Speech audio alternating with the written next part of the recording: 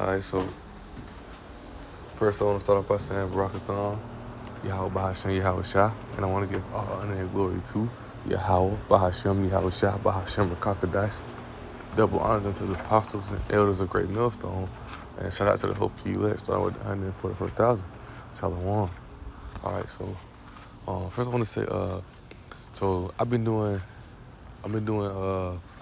live lessons on the KOS page, KOS SIGH&CRY, right? So the ones who are this for the ones just who are tuned in to this channel or whatnot. I've been doing live lessons on the KOS SIGH&CRY page, but I'm gonna start back doing Lord willing, right? Keeping that fire, through the spirit, right? I'm gonna start back try to get 2 lessons done, right? I'm gonna do live lessons as well, live sit downs as well, but I'm gonna start back posting screen record lessons on here as well, But today, right, I'm gonna post this. I'm gonna upload this on both pages as well today. But just to let that be known for any other elect or anyone who's tuned in to this page, Lord willing, that hopefully let anyone sincere brother sister that's in this truth who tune into this page. I've been doing live lessons on the KOS SIGH&CRY page, right? And once again, I'll upload this lesson on both pages, right? But we're going to this lesson today, right? I want to go into title lesson would be Yahawashai. I should say will. Yahawashai. Well, I say I'm gonna put it's gonna, right? Yahawashai is gonna bring destruction, but also deliverance, right? And this lesson came through the spirit, probably how about Yahawashai, as I was watching Elder Apostle Gabar lesson, right? And he was going to, I forgot the title of it, but he was going to how understanding, that deliverance is going to be us being the hopefully let being beamed up into spaceships, right? But also understanding that, he went into second Esdras, right, 13, whatnot, and that's what really hit me in spirit.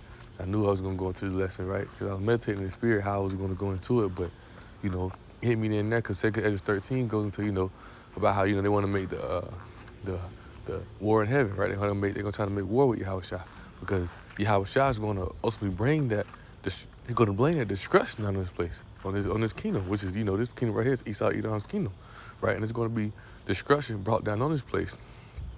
And we know America's going to be destroyed, right? Israel's going to be destroyed, but Israel's going to be built back up. But America is going to go through torment where there ain't going to be no more habitation here, right? Quick precept real fast. 2 quick precepts that came to mind real fast. First, go to Isaiah 34, right? And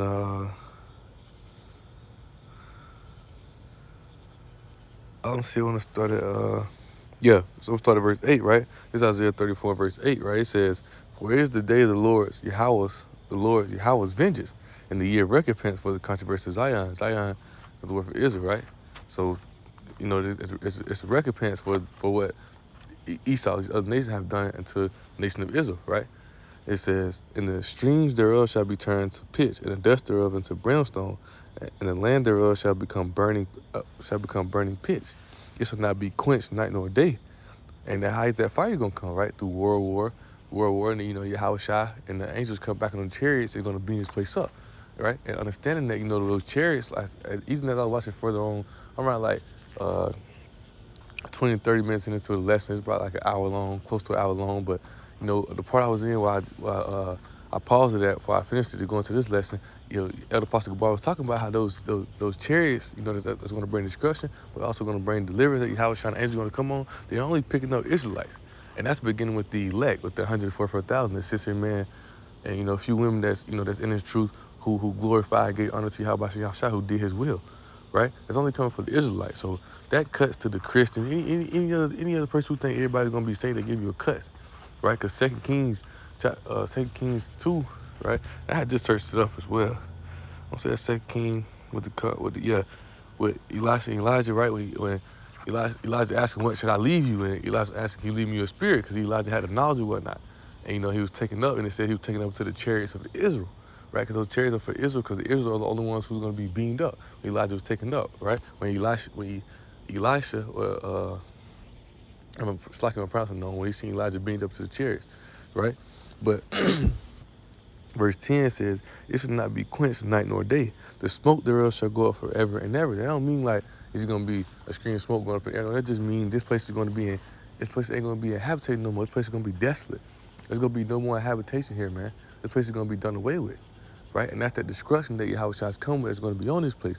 And for Jake, that's the deliverance. It's like, well, not for Jake, right? For the elect, that's the deliverance also that Yahawashi come with, right? I got another picture just come to mind real fast. It says, from generation to generation, it shall lie waste. None shall pass through it forever and never, right? None shall pass through it. It's gonna be cut off, man. This place is gonna be done away with, destroyed, right? Esau kingdom is gonna be is done, man. It's coming to an end, right? But another precept that come to mind real fast is two of them real fast. Hastings. I bring it out first. Hastings for come right here. 2 Peter 3, right? And I start at verse 10, right? It says, but the day of the Lord will come as a thief in the night, right? And in which the heavens shall pass away with a great noise. That's the war, that's the bombs going off, right? The destruction that's coming, right? And the elements shall melt with fervent heat. That's those bombs, right? The destruction that's going to come upon this place, man, right? Nuclear missiles, nuclear bombs going off, things that whatnot. And once again, Yahawashai in the chariots, right? Yahawashai in the chariots, right? You know, it's like, well, no, it's a chariot right here. I'm outside doing this lesson, looking at it right now. Well, Willie, you know, that's a chariot right there, right? But, you know, through all the Yahawashai, right? But, you know, those missiles going off and those chariots come and beam this place up, right? You know, Habakkuk chapter 3, right? When you going to the let's see if I can. Let's go to here real fast. When you go to the definition, right? Slacky, Old Testament. Habakkuk chapter 3, and bear with me. Right here in verse 4 it says, and his brightness was as a light, and he had horns coming out of his hands, and there was the hiding of his power, right? And we knowing that, you know, when Yahawashai bring this destruction out of this place, right, you're gonna be beating people with the chariots and whatnot, right? So I want you to see what those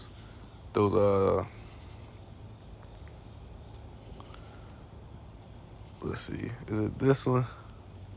Yeah, those horns coming out of his hand, right? That's that fire being from the chariots, right? So it says a horn, a strength of fear, flash, horn, or slack. Let me say get the word for it.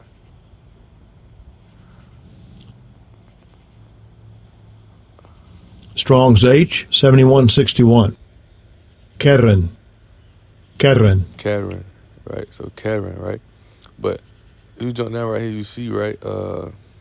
It says of rays of light, right? So that's going to be coming out of those chariots, man. That rays of light, man. Them getting beamed up, laser beams, right? But going back to the 2 Peter, right?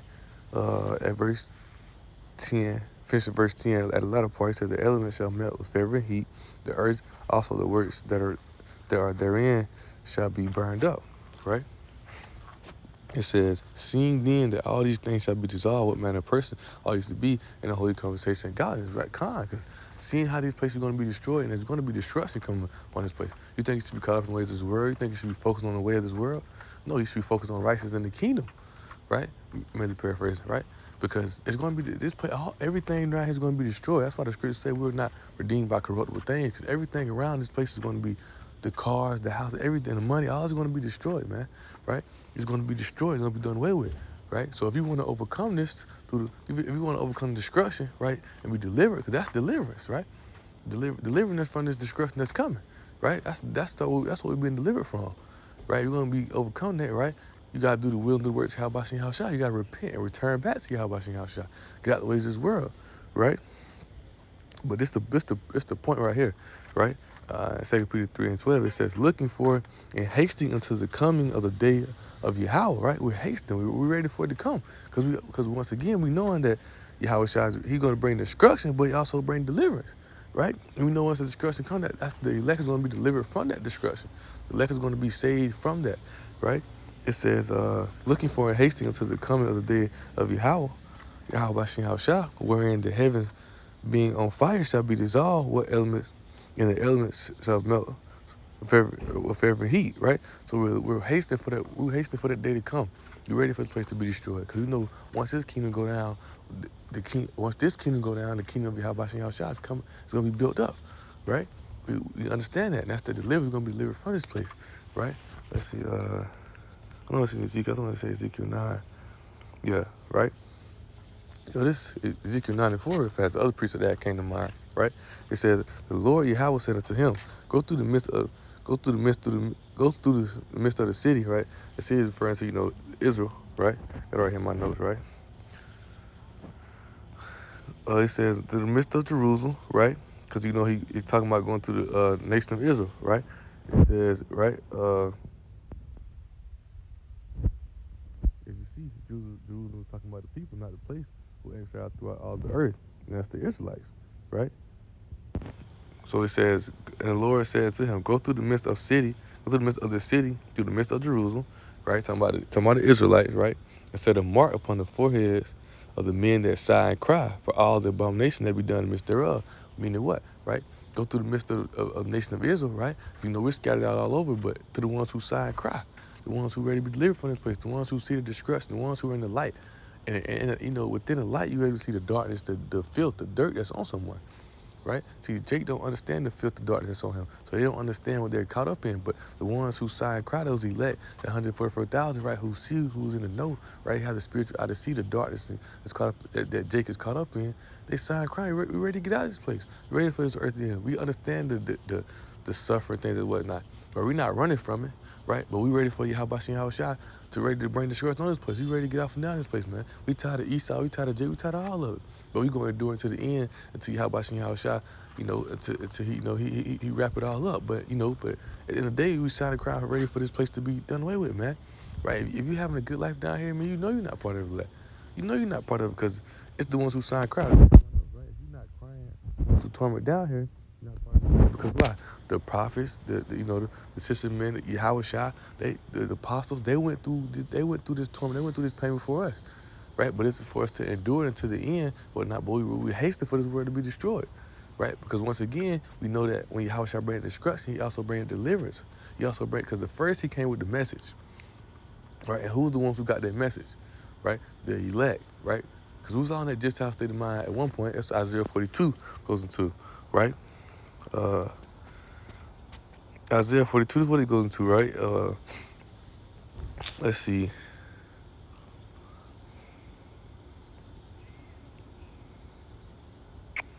Well, I want to go to, bear with me.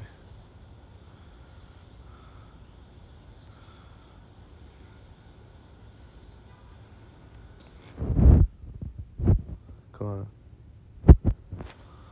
Then I want to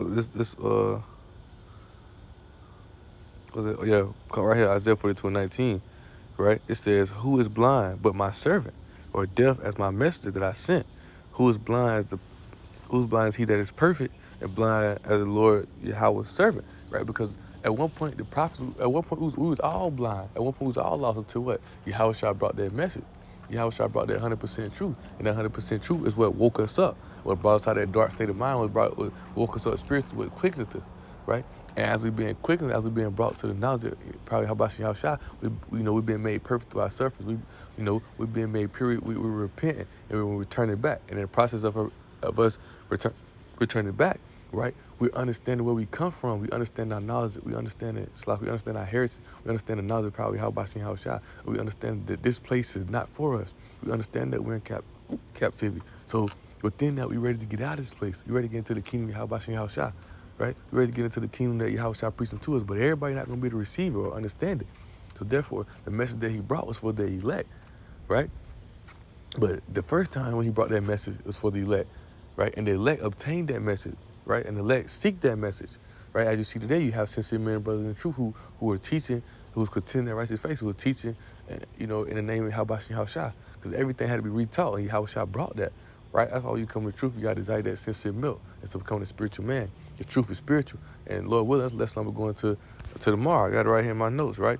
I'm going to that tomorrow, right? It's all the spirit, right? Because the truth is spiritual, right? So if you're not tapped into the spirit of Yahawashai, then this message is not for you, right? But also within that, as I was saying, right, first time he brought that message, right? Well, this time he's going to bring the destruction, right? So it's on reason right here.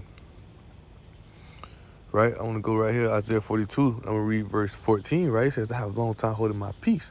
I have been still," because you gotta think, Jake, these Esau, Edom, they persecuted him, right?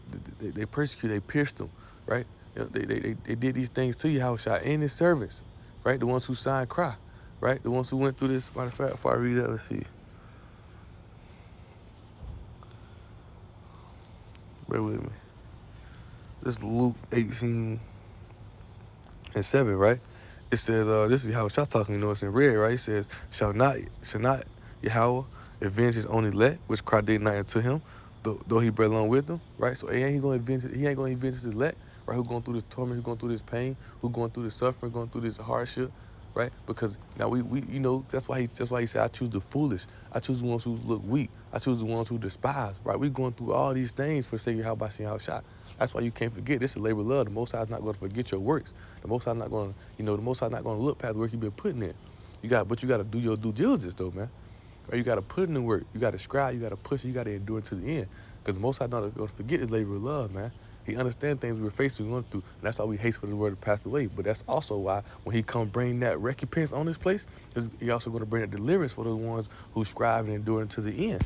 Right? So let's go back to that Isaiah 42. Right? It's Isaiah 42, and I'm trying to see where I want to start at. Okay, I'm just straight to the point, right? It says Isaiah 42:14 said, "I have a long time holding my peace.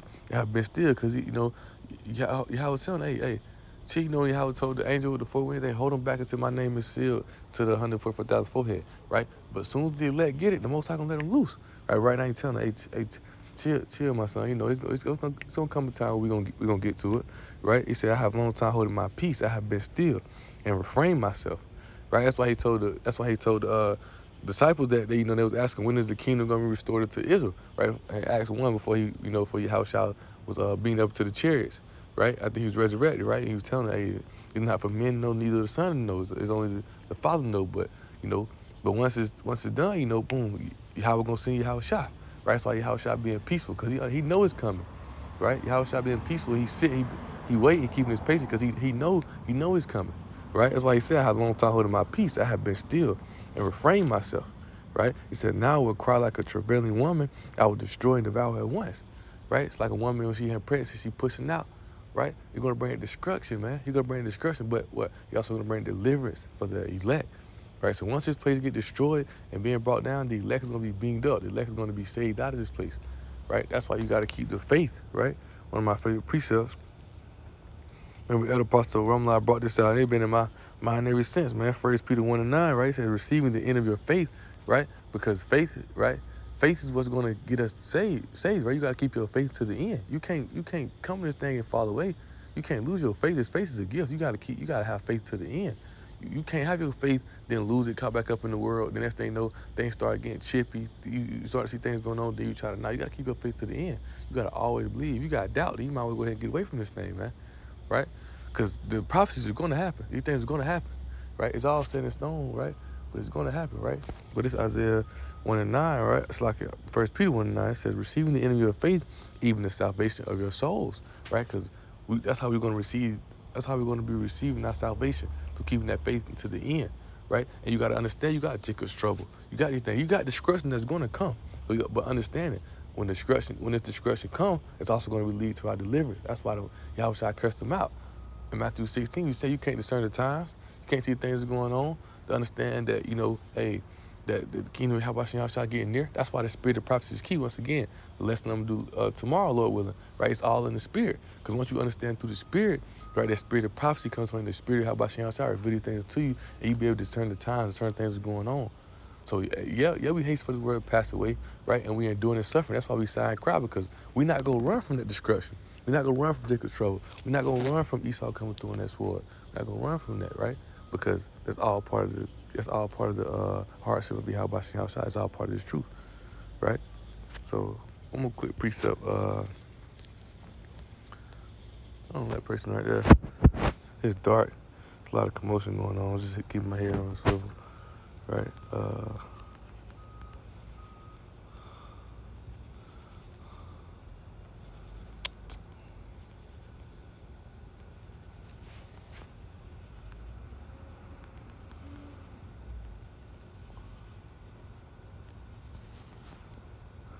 What's that I come with?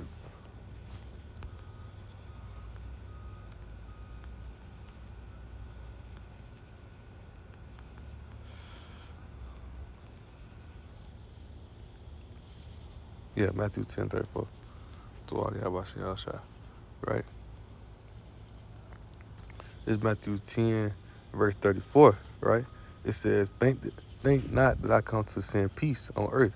I came not to send peace, but a sword. So we know Yahawashai come with that destruction.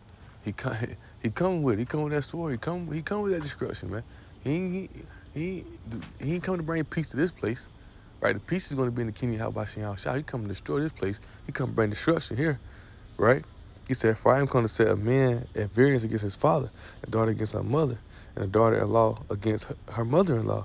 And a man's foe shall be his own household, right? It says, he that loves the father more than me is not worthy of me. He that loves the son or daughter more than me is not worthy of me, right? So you got to be ready to give everything up for Yahawashai, right? You got to be ready to lock all the way in with this truth. Because ain't nothing, if they ain't in this truth, hey, you gotta get away from it. That's the hardship. That's one of the things you gotta understand is truth. That's the hardship that come with it. That's why John, when he said he ate the book, his mouth sweet as honey, but it's bitter in his stomach. That's the things you gotta endure within this truth, man. Sometimes you gotta separate. They ain't in the truth. You gotta separate from them. You gotta, what good is what's that precept? What did it say? Uh, what good righteousness with unrighteousness? Really paraphrasing, right? What's the point in that, right? You know.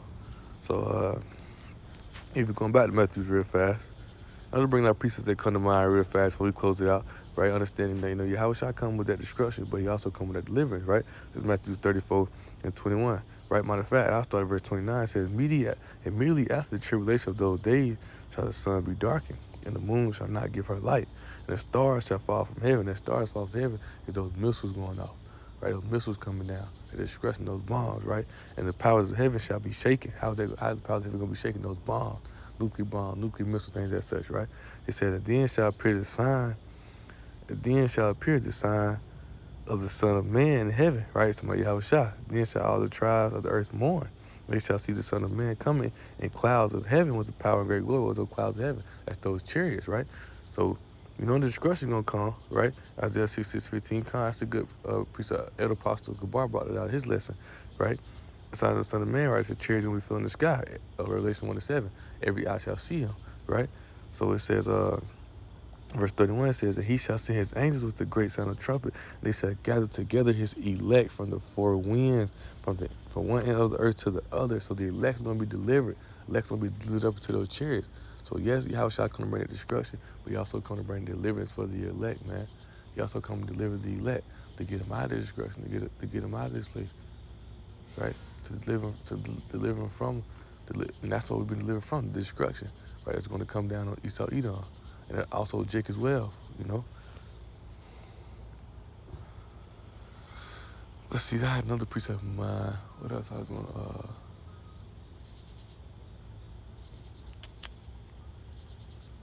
think that was it, but, let's see. Yeah, I think that was it, but that's what it is, man. Those chariots of Israel, man, they're going to, it's going to be, matter of fact, I don't want to go to.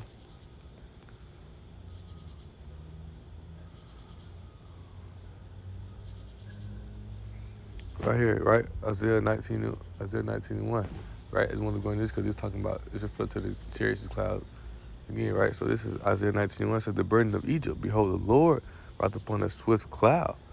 And that's that swift cloud is referring to that swift deliverance, right? Brought upon a swift cloud shall come into Egypt, and the idols of Egypt shall be moved to his presence. And Egypt is going to what, right? America, right? Revelation 11:8, right? Spiritually Babylon. Babylon, America, spiritually Egypt, Sodom, meaning what? Egypt representing, metaphor for, the captivity that we in, the house of bondage, right? So it says, the burden of Egypt, behold, the Lord rideth upon a swift cloud, and shall come into Egypt, and the idols of Egypt shall be moved at his presence, and the heart of Egypt shall melt in the midst thereof, right?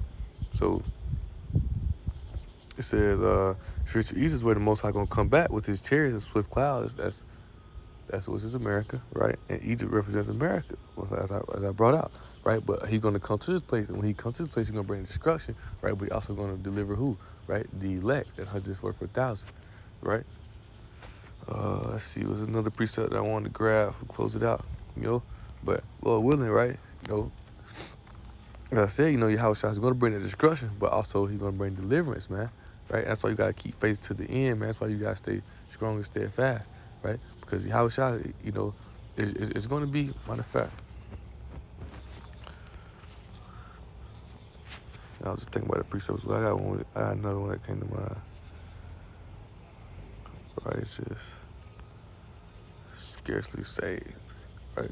1 Peter 4:18, right?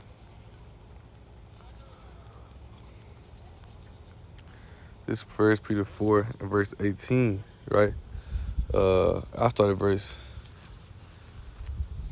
17, right? It said, for the time is come that the judgment must begin at the house of Yahweh. That's talking about the nation of Israel, right? Because judgment is going to begin with Israel, man, right? Especially for the ones who came in the truth and fell out, the ones, but the judgment is going to begin with Israel, because the things that are pleasing to the Most High are made known to us. But Israel choose to go the opposite way, man. Israel choose the way of this world, right? It says, and if it first began at us, what shall be the end of them that obey not the gospel of Yahweh? If the righteous scarcely be saved, where shall the ungodly and sinner appear? Right? I brought this out because, that shows you when that destruction comes, it's going to be it's going to be it says scarcely be saved. It's going to be a scary deliverance, right? We're going to be, you're going to be hoping and praying that we be delivered, but you're going to be scared, man. Right? It's not going to be it's not going to be like, oh, a bomb drop. Oh, you just get, nah, man. It's going to be war going on. Jacob's trouble, going to be a lot of destruction going on, and within that, the elect is going to be beamed up, going to be delivered, right? So you gotta keep that faith, you gotta make your kind of election sure. If you have this truth right now, with this truth and this understanding is the tools for us to overcome this destruction. Right now, Yahawashai is giving us the tools to overcome this destruction, to overcome this place, right? That's why we got to utilize it. Can't just a mercy period for us to get right. Micah 2:10, depart from not your rest, but it leads to a sore destruction, right? So if you don't get out of the way of this world, man, you're gonna get caught up in that sore destruction, right? But Lord willing, right? The lesson was edifying and exalting, right? And I want to give all honor and glory to, right? Yahweh, Bahashem, Yahawashai, Bahashem, Kakadash. Double honor to the apostles and elders of Great Millstone, and shout out to the whole elect, starting with the 144,000. Shalom.